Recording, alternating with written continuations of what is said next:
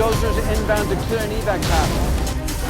We've got multiple burning trees, and we need help now! Hang on!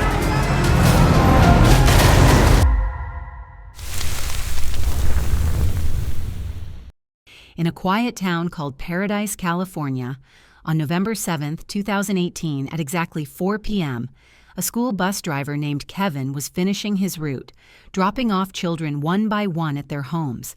After safely delivering the last student, Kevin, driving bus number 963, radioed the station to report that he was on his way back. When he finally arrived, exhausted and worried about his crumbling finances, he asked his boss, Ruby, if there was any extra work he could take, anything that could help him get by for another day. Besides his financial problems, Kevin's family life was also falling apart. He had just divorced his wife, and things at home were no longer the same. If anything comes up, I'll let you know. Do you copy? Copy. One day, when his pet dog got sick, Kevin took the dog to a veterinarian for treatment. But without Kevin knowing, strong winds were blowing outside, causing a power line to snap, and that single spark would soon start a massive fire.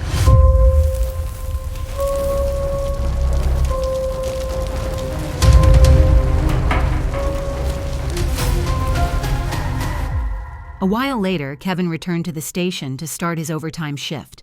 Meanwhile, a fuel delivery driver who saw the fire reported it to the fire department, asking them to come quickly before it got out of control. The report shocked several firefighters who were enjoying their day off, and they immediately rushed to the scene. Meanwhile, Kevin was picking up several students who were on their way to school. At the same time, the firefighters who arrived at the scene faced a serious problem.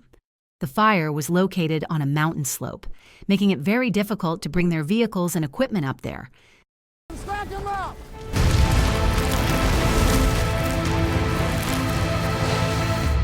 Back to Kevin, he had just finished dropping off all the students at school.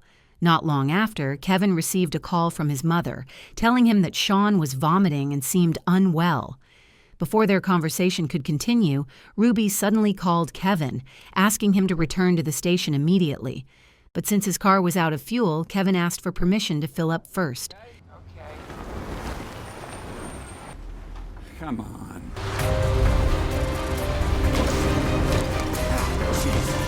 Meanwhile, the firefighters began dividing their tasks, as the fire could easily spread to nearby residential areas. To prevent something worse from happening, they sent out warning signals for all residents in Paradise to start evacuating immediately. It didn't take long before the firefighters received new information. The fire had already spread wider and split into two separate fronts. Because of that, one of the team members suggested cutting off the power before things got any worse. I need all your lines in the area shut down right away before I get any more fires.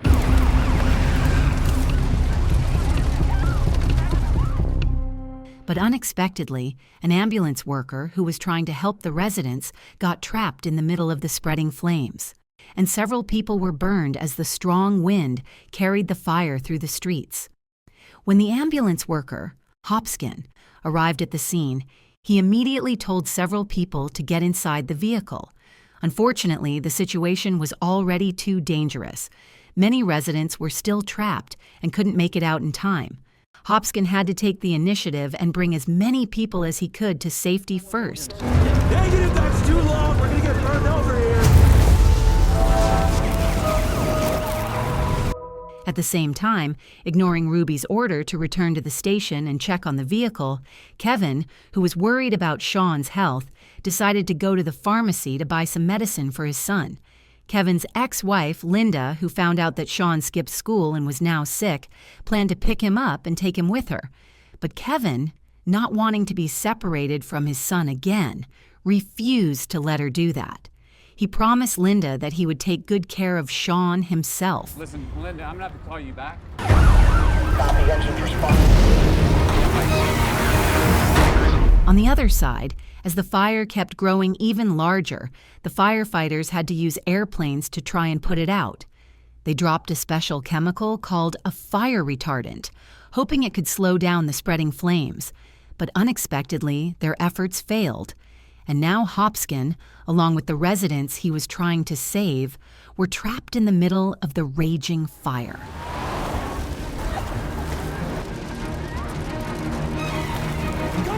Get in the water now! With no other way out, Hopskin told everyone to run into the nearby lake and take cover from the fire that was growing even bigger. Burn over a minute!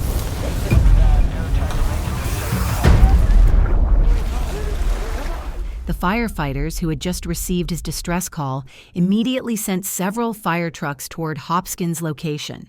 Unfortunately, the fallen trees and burning debris blocked the roads, forcing the fire trucks to turn back and look for another route to reach Hopskin and the trapped residents.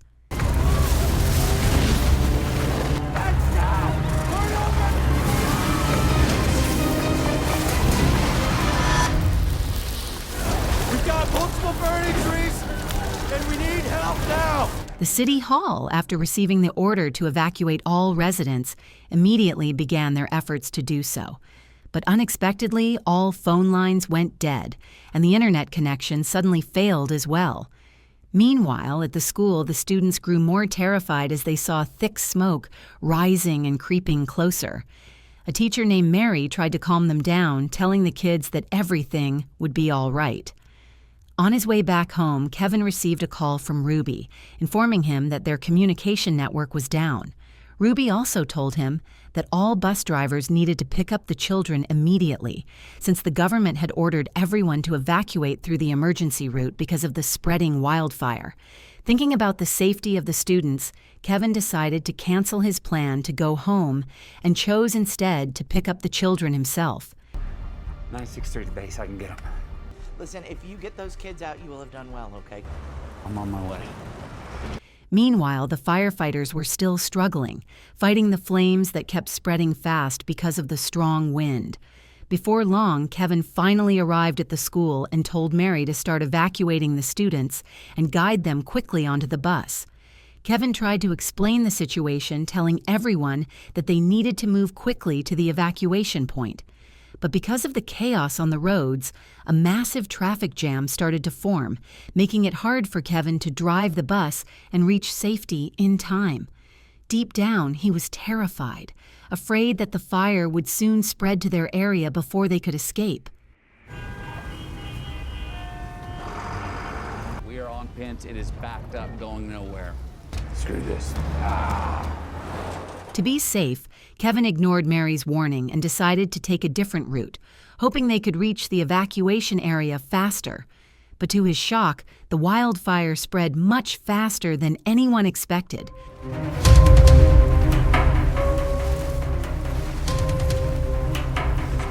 slow.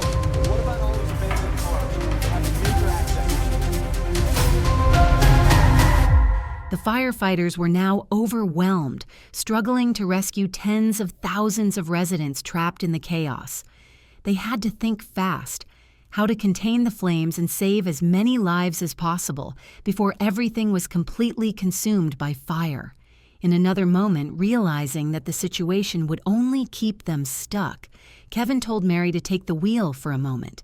He got out of the bus to help direct traffic, hoping their bus could move through the jam and escape.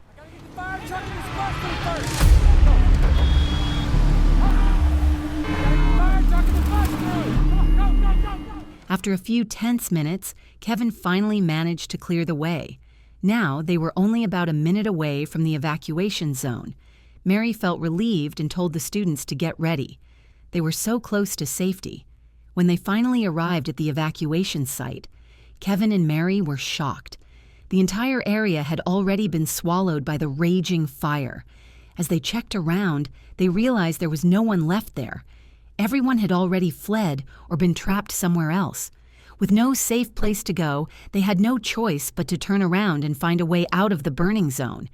If they stayed in the middle of that chaos any longer, they would be swallowed by the fire that kept growing stronger.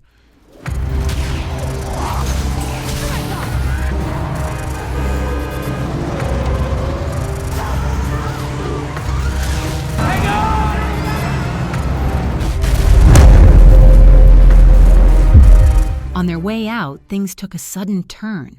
A group of desperate people tried to hijack their bus, taking advantage of the panic and confusion. But thanks to their teamwork and quick thinking, Mary and Kevin managed to scare the attackers off and safely escape from the dangerous area. Now their destination was a place called Rue, a town far enough from the wildfire to be safe. Meanwhile, Ruby had already arrived at a distant evacuation center, well away from the flames. There, she asked her colleagues if anyone had seen Kevin and the students. But ever since the communication network went down, Ruby hadn't received any updates from him at all. Trying to stay calm, she reassured the worried parents, telling them that Kevin was a responsible driver and that Mary was a dedicated teacher who would take good care of the children. Ruby reminded the parents not to panic, even though deep down, she was terrified herself. For Kevin McKay, as can all of my drivers, he's a good man, and he is going to do everything he can. They're doing their best. I trust him. And right now, he is all we have got out there, okay? Meanwhile, inside the bus, the heat was unbearable. Mary told Kevin to stop and find some water so the students could cool down a little.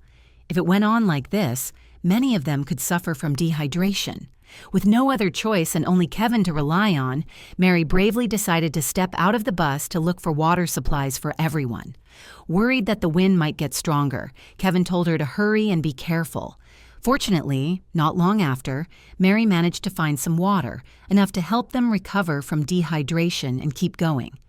Moments later, Kevin was approached by a few residents who were also trying to escape from the same area. They warned him that there was no way out anymore. Almost every road had already been consumed by the fire.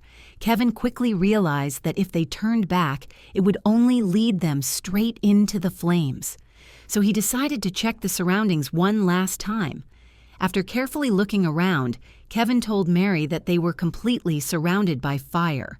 There was no other choice left. All they could do now was pray and hope that help would come soon. Kevin could only tell everyone to stay inside the bus and remain calm. He then asked Mary to move all the students away from the windows as he started sealing some of the air vents to prevent the smoke from getting in and affecting their breathing.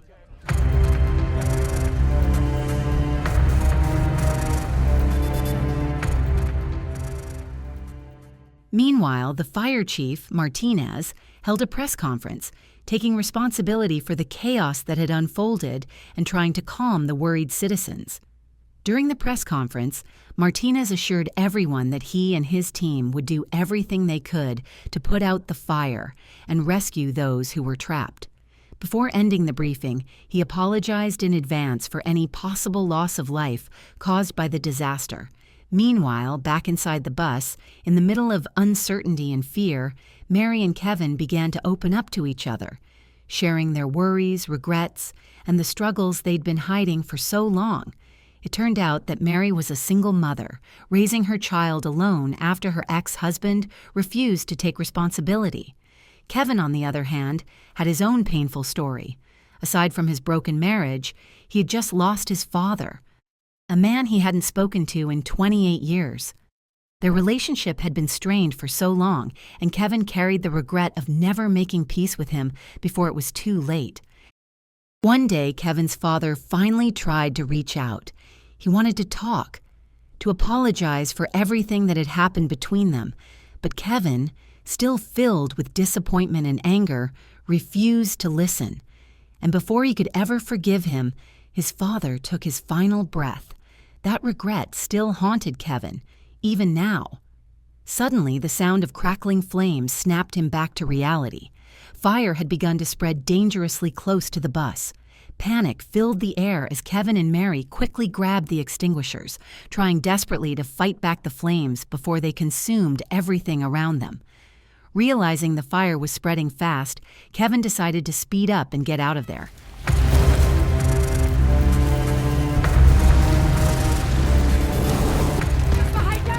We gotta drive through it! We gotta drive through it! Unfortunately, the engine suddenly died. He told Mary to take the wheel while he tried to fix it. Luckily, Kevin managed to repair the engine just in time before the flames reached them.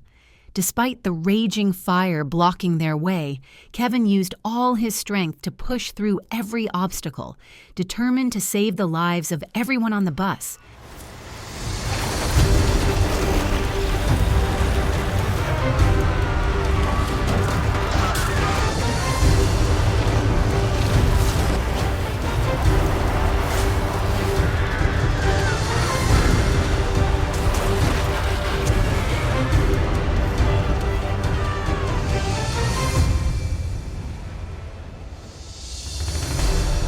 It seemed that luck was on their side.